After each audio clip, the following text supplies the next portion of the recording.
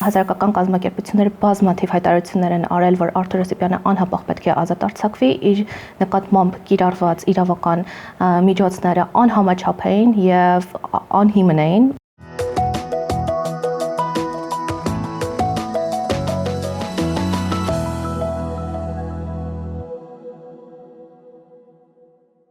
Բարև ձեզ, գրադարանում այսօր զրուցում ենք ականատես դիտորդական առաքելության ներկայացուցիչ Մերի Մինասյանի հետ։ Բարև ձեզ, Մերի։ Բարև ձեզ։ Դուք հետևում եք ընտրություններին, դիտորդություն եք անում եւ մեդիան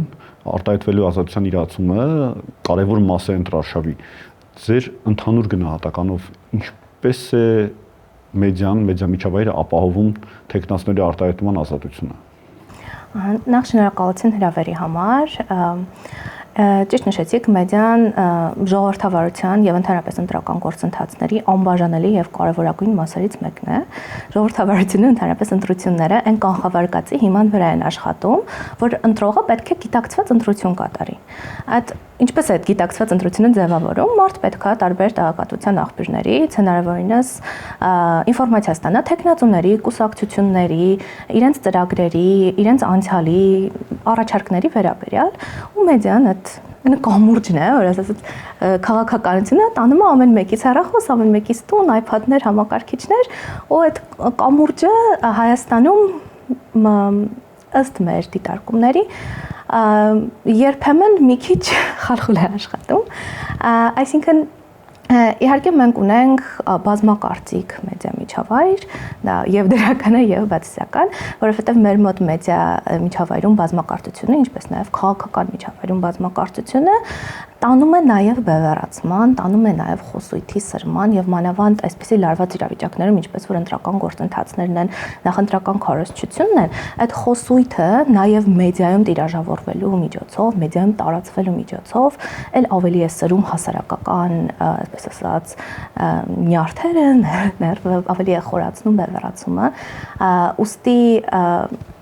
իհարկե ունենք մեդիա գործընկերներ, ովքեր որ հսկայական աշխատանք են կատարում եւ տեխնացուների վերաբերյալ, ասած կենսագրական ռոլիկներ պատրաստելով եւ ներկայացնելով նրանց նախընտրական ծրագրերը, վերլուծելով հայտարարագրերը, այսինքն մենք ունենք անկախ մեդիաներ, իսկապես կայացած մեդիաներ, ում աշխատանքը պարզապես անգնահատելի է ընտրողների իրազեկման տեսանկյունից, բայց դրանք ցավոք սրտի շատ եզակի մեդիա կազմակերպություններ են եւ մնացածը ստիպված են ապավինել քաղաքական գումարներին, քաղաքական ֆինանսավորմանը եւ դա էլ իր հետևանքներն ունի։ Մենք ունենք ըստ էության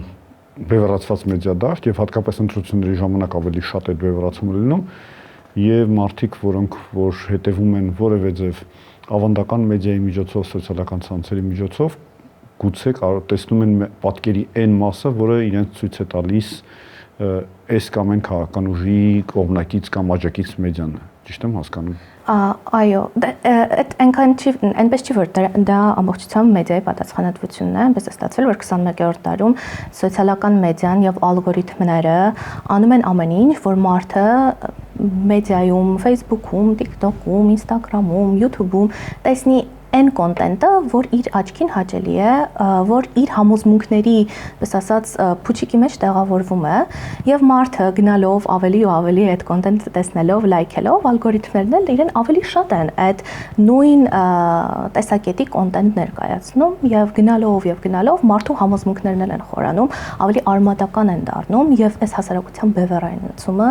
ավելի, պես ասած, նաեւ սրվում է, այնպես չի, որ ամբողջ պատասխանատվությունը մեդիայի վրա է, դա եւ շատ օբյեկտիվ պատճառներ ունի 21-րդ դարում մեդիա միջավայրի առանձնահատկություններից է ամբողջ աշխարհում դա բնականաբար։ Մենք Հայաստանում ունենք հանրային հեռարձակող, որի դերերից մեկը կարծում եմ նաև հենց մարդկանց կողքին լինել է ընտրական շրջանում եւ ոչ միայն եւ ապահովել է նրանց բազմակողմանի տեղեկատվություն ստանալու իրավունքը եւ օգնելու որ նրանք որոշում կայացնեն փաստերի հիման վրա ինչպես է հանրային հեռարձակողը իր պարտավորությունները կատարում այդ տեսակետից։ Նեք, ականատես դիտորդական առաքելությունը հանրային հեռարձակողի ուղիղ մոնիտորինգ չի իրականացնում, քանի որ մենք մասնագիտացած կառույց չենք, բայց որոշակի տենդենսներ կան, որ կուզեի դրանց մասին բարձրաձայնել։ Ճիշտ է, նախընտրական շրջանում հանրային հեռարձակողը եւ մեդիաները ունեն պարտավորություն հնարավորինս համաչափ եւ բազմակողմանի ներկայացնելու քաղաքական կուսակցություններին եւ իրենց ծրագրերը։ Թե ինչքանով է դա իրականացվում բովանդակային առումով բազմակողմանի եւ ինչքանով է այդ բովանդակությունը որ տրվում անաչառ, դա արդեն իրականում ուրիշ հարց է, նաեւ հաստատության եւ ռադիոյի հանձնաժողովի վերահսկողական գործիքների եւ իրենց մեթոդաբանության քննարկման հարցն է, սակայն քանի որ ես մասնագիտացած կառույցի ներկայացուցիչ չեմ, ես կուզեի անդրադառնալ այն հանգամանքին, որ հանրային հեռարձակողը բոլոր քաղաքացիների համար է իրականացնում այդ հեռարձակում, անգամ ընդդիմադիր գործիչներ, անգամ ընդդիմադիր, այսպես ասած, կողմնորոշում ունեցող քաղաքացիների համար իրենք եւս հանրային հեռարձակում են իրականացնում, քանի որ իրենք մեր բոլորի, իրենց բյուջեն մեր բոլորի հարկերի միջոցով է ձևավորվում։ Խնդիրը ավելի շատ այդ նախընտրական քարոզարշավի պաշտոնական մեկնարկից առաջ լուսաբանման ֆորմատի մեջ է, երբ պարզապես ակնհայտ է դառնում, որ որոշակի անհամաչափ, այսպես ասած, լուսաբանում կա եւ անհամաչափ եւ ժամանակի տեսանկյունից եւ բովանդակության տեսանկյունից գործընկեր անկախ դիտորդական առաքելությունը վերջերս հրապարակում էր արել, իրենք էին մոնիտորինգ արել հանրային հեռուստաընկերության YouTube-յան էջը, որը բաժանել էին այդ, եթե չեմ սխալվում, 200-ից ավել փոստեր էին ուսումնասիրել իրենց YouTube-յան էջի, որոնցից գրեթե 30%-ը քաղաքական բնույթի էին եւ մեծամասնությունը իշխանական նարատիվներ էին տարածում կամ իշխանության օգտին դրական որոշակի խոսույթ էին տարածում, իսկ այն փոքրամասնությունը ժամանակային առումով, որ տրվում էր ընդդիմադիր ուժերին կամ ընդդիմադիր խոսույթին եւ նարատիվներին, էլի մեծամասամբ դեպքերում ավելի բացասական քողի ներքո էր ներկայացում, այսինքն ավելի հակաքարոզչական։ Դա լրջագույն խնդիր է ոչ միայն հանրային հեռարձակողի մոտ, մենք նաև օրինակ մեր վերջին տեղականքներից մեկում նմանատիպ գործելավոճ տեսել ենք նաև օրինակ Armenpress-ի դեպքում, երբ նրանք անհամաչափ ավելի շատ էին լուսաբանում գործող իշխանության կողմից իրականացվող քարոզչությունը, մինչդեռ ընդդիմադիր ուժերի քարոզչական միջոցառումներին շատ եզակի եւ այսպես ասած շատ եզակի դեպքերում էին անդրադառնում։ Այսինքն մենք այս տենդենսը իրականում տեսնում ենք հանրային հեռարձակողի եւ հանրային աղբյուրներից ֆինանսավորվող այլ մեդիաների արդեն երկու անգամ երկու օր իրար հետևից բանավեճներ հանրային հեռուստատեսության եթերում, չգիտեմ հետևել եք թե չէ, ովքեր որ հետևել են, օրինակ ես տեսնում եմ անընդհատ գոռոցներ, վիրավորանքներ եւ ասենք անհանդուրժող մթնոլորտ եւ դա ոնց որ ամբողջ քարոզարշավի ընթացքում է այդ ատելության խոսքը։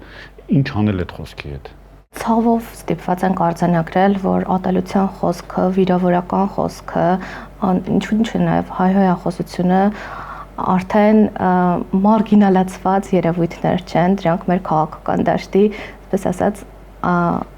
անբաժանելի մասն են վերջին տարիների ընթացքում եւ քանի ավելի մեծ են խաղադրույքները, քանի ավելի ճակատագրական են ընտրությունները, այդ ատելության խոսքը եւս հնարավորինս թեժանում է։ Վերջին շրջանում մենք ստիպված ենք եղել մի քանի անգամ արձանագրել, որ հնչում են եւ իշխանական գործիչների կողմից եւ ընդդիմության ներկայացուցիչների կողմից ամենաբարձր մակարդակով հնչում են վիրավորական ատելության տարեր պարունակող, ինչպես նաեւ հասարակության բևեռայնացումը խորացնող եւ վախի մթնոլորտ, վախ սերմանող խոսույթ, արտահայտություններ, որոնք հնչում են նաեւ հանրային պաշտոն զբաղեցնող անձանց կողմից, այսինքն հնչում են նաև պաշտոնյաներից, ովքեր որ գործող պաշտոնյաներ են, ովքեր որ խոսույթը եւ գործողությունները նաև պետք է համապատասխանեն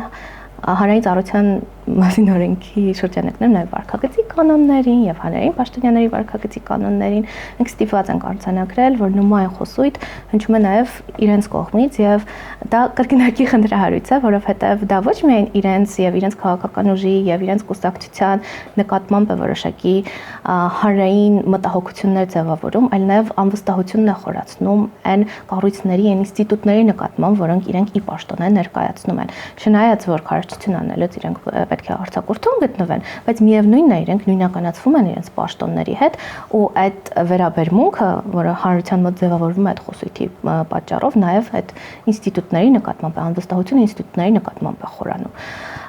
Բացի դրանից դիտորդական առաքելության շրջանակներում մենք բոլոր մարզերում, բոլոր համայնքներում բազմաթիվ հազարավոր քաղաքացիների հետ ենք շփվում, մեր դիտորդները, եւ եթե չչափազանցնեմ, ամենահաճախ լսվող քննադատությունը, ամենահաճախ լսվող բողոքը, որ քաղաքացիները ունեն, այդ անհանգստությունն է թշնամանքի մթնոլորտից, ատելության խոսքից, այն խոսույթից, որ քաղաքական կուսակցություններն ու քաղաքական գործիչները իրենց թույլ են տալիս հանրային դաշտում օգտագործել, ցավոք քաղաքացիները նշում են, որ դա իրենց համար ամենամեծ խնդիրներից մեկն է այս քարոզարշավի շրջանակներում եւ այդ միայն այդ քաղաքական կուսակցությունների ու քաղաքական գործընթացների միջավայրում չի սահմանափակվում այդ խոսքը։ Այդ խոսքը, քանի որ տարածվում է, գնում է ընտանիքներ, գնում է համայնքներ, ինչ որ ներքին կոնֆլիկտների եւ ներքին խնդիրների առիթ է հանդիսանում, մասնավորապես փոքր համայնքներում։ Դրա համար եւս մեկ անգամ հորդորում ենք զերծ մնալ նմանատիպ դրսևորումներից։ Իրականության մեջ նման այդպես կոշտ բառապաշարով հանդիպումը ընտրողի եւ վարչապետի մեջ ավարտվեց Արթուր Հովսեփյանի կալանավորմամբ, որը հանգիստ կարող ենք դիտարկել որպես արտահայտման ազատության հետ կապված դեպք։ Ինչ անենք այս դեպքում։ Նախ անհապաղ ազատ արձակել Արթուր Հովսեփյանին, ես չգիտեմ երբ է եթեր գնալու, բայց նա արդեն 17-րդ օրն է հացադուլի մեջ է, հասարակական կազմակերպությունները բազմաթիվ հայտարարություններ են արել, որ Արթուր Հովսեփյանը անհապաղ պետք է ազատ արձակվի, իր նկատմամբ կիրառված իրավական միջոցները անհամաչափ էին եւ անհիմն էին ըստ Եվականատես դիտորդական առաքելության եւ մյուս հասարակական կազմակերպությունների, որ նման կոչերով են հանդես եկել։ Սա շատ վտանգավոր նախադեպ է հայաստանյան իրավական համակարգի համար, նախ այն խոսույթի տեսանկյունից, որը տեղի է ունեցել գործող վարչապետի Նիկոլ Փաշինյանի եւ իր միջև, այդ միջադեպում քրեորեն պատժելի արարքներ մեր գնահատմամբ չկային եւ հնչող քննադատության ի պատասխան ձերբակալությունը ըստ մեզ անընդունելի է եւ նա անհապաղ պետք է ազատ արձակվի։ Բայց դատական process պետք է լինի, թե չէ։ Անգամ եթե այնտեղ ինչ-որ խնդրահարույց խոսույթ կար, այդ հաստատ քրեական օրենսգրքի շրջանակներում չէր, անգամ եթե որ sense ինչ-որ մեկնաբանությունների դեպքում էլ անգամ այդ մարդը պետք է անհապաղ ազատ արձակվի ու այն մարդիկ, ովքեր որ նման որոշում են կայացվել, իրենց գործողությունները պետք է անպատասխան քննության ենթարկվեն։ Չգիտեմ, դիտարկել եք դուք անձամբ 21 թվականի ընտրությունները, բայց այն ժամանակ էլ մթնոլորտը շատ լարված էր ու կարող ենք համեմատել ատելության խոսքի չափաբաժինը անհանդուրժող խոսքի միմյանց վերաբերելու 21-ի ու 26-ի ինչ որ համեմատականներ կարող եք անել։ Ես համեմատականներ կդժվարանամ տանել, իհարկե այն ժամանակ իրավիճակը շատ լարված էր բնական պատճառներով, քանի որ արտահերթ ընտրություններ էին, պատերազմական իրավիճակներից հետո, բայց ցավով պետք է փաստեմ, որ այս մակարդակի, այս ծավալի եւ այս խստության վիրավորական խոսույթը այս քարոզարշավի շրջանակներում աննախադեպ է, ցավով պետք է փաստենք։ Քաղաքական ուժերը նաև օգտագործում են վճարովի վանդակությունը, հիմա շատ օգտագործում են սոցիալական մեդիա հարթակները, մետայի հարթակներն օգտագործում գովազդի համար։ TikTok-ը ոչ թափանցիկ են օգտագործում, որովհետև TikTok-ն ընդհանրապես քաղաքական գովազդ չի կարելի անել, բայց TikTok-ը լի է քաղաքական բովանդակությամբ եւ նաեւ արհեստական բանականությամբ ստեղծված բովանդակություններ, ոնց որ նոր առանձնահատկություն է։ Այդ երևույթներին դիտարկում եք եւ ինչպես եք արձագանքում դրանց։ Այո, ականատես դիտորդական առաքելությունը բացի այսպես ասած դեսական դիտորդություն իրականացնելիս, որը համայնքներում տեղում երկարաժամկետ եւ տաղամասերում կարճաժամկետ դիտարկումն է, իրականացնում է նաեւ սոցիալական մեդիայի ուսումնասիրություն, սոցիալական մեդիայի մոնիտորինգ, մենք ուսումնասիրում ենք նաեւ քաղաքական կուսակցությունների կողմից ծախսված ֆինանսական միջոցները, նաև սոցիալական մեդիայում իրականացվող գովազդների կոնտեքստում։ Շատ ճիշտ եք, այս պահին մեր սոցիալական մեդիան եւ մեդիա դաշտը ողողված է քաղաքական կոնտենտով։ Ահռելի միջոցներ են օգտագործվում քաղաքական բովանդակության համար։ Եթե մենք այդ Media Ads Library այդ թափանցիկության հարթակը բացենք եւ նայենք վերջին 30 օրվա ընթացքում կամ վերջին 90 օրվա ընթացքում որքան գումար է Հայաստանում ծախսվել այդ քաղաքական բովանդակությունը, այսպես ասած, boost անելու եւ մարդկանց հեռախոսներին հասցնելու համար, մենք ահռելի թվերի մասին ենք խոսում եւ այդ ահռելի թվերը հարյուրավոր, հազարավոր դոլարների մասին ենք խոսում եւ այդ թվերը բավականին անհամաչափ են, այսինքն առաջին եւ երկրորդ եւ երրորդ տեղերի միջև տարբերությունը ծախսված գումարների եւ ռեսուրսների իրականում բազմապատիկ է եւ այս այն է, ինչ որ մենք տեսնում ենք գոնե ծախսված գումարների տեսանկյունից մեդիայի քաղաքականության շրջանակներում, բայց կան բազմաթիվ, այսպես ասած, անանուն կայքեր, սունկ կայքեր, ինչ որ մեդիա ձևացող պլատֆորմներ, որոնք որ մանիպուլատիվ, քաղաքական բովանդակությամբ, քարոզչության կամ հակաքարոզչության բազմաթիվ նյութեր են տարածում, դրանց վրա ահռելի գումարներ են ծախսում, եւ մենք չգիտենք, թե այդ գումարները ում գրպանից է ծախսվում։ Արդյոք այդ էջերի, այդ նյութերի հետևում կան ինչ-որ քաղաքական կուսակցություններ, թե ոչ, իրենք ինչ-որ քաղաքական կուսակցությունների հետ փոխկապակցված են, թե ոչ։ Այդ գումարները որտեղից են գեներացել, ինչ-որ հայաստանյան միջավայրում են այդ գումարները գեներացել եւ ծախսվում, թե Հայաստանից դուրս են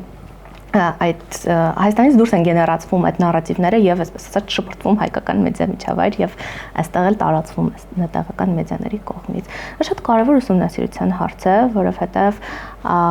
մենք ստիպված ենք արձանագրել, որ մենք օրենսդրությունում ունենք չկարգավորված հարցեր։ Մասնավորապես եւ ականատես դիտորդական առաքելությունը գործընկեր կազմակերպությունների հետ համատեղ դեռ ընտրությունների սկսվելուց առաջ բազմաթիվ անգամ տարածել է հայտարարություն առ այն, որ հայաստանյան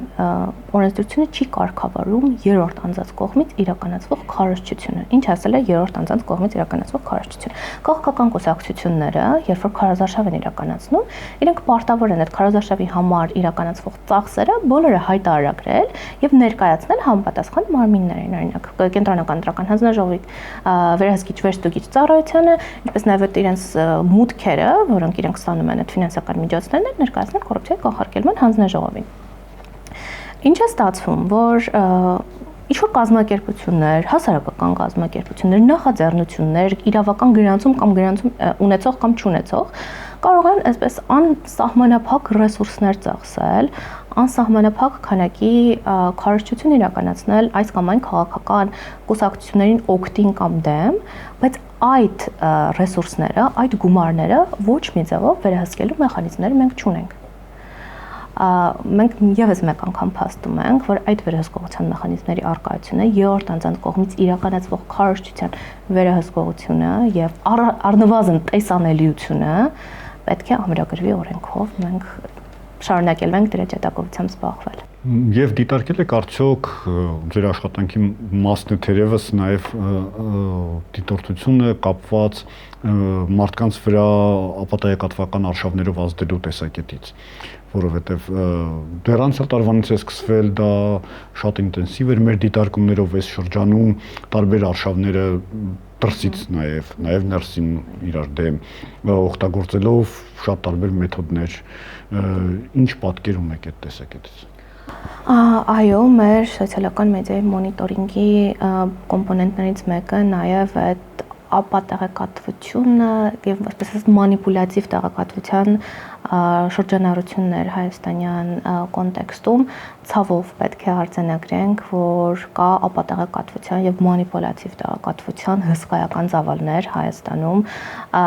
Դրանցից որոշները ճիշտ է շատ կազմակերպված են գեներացվում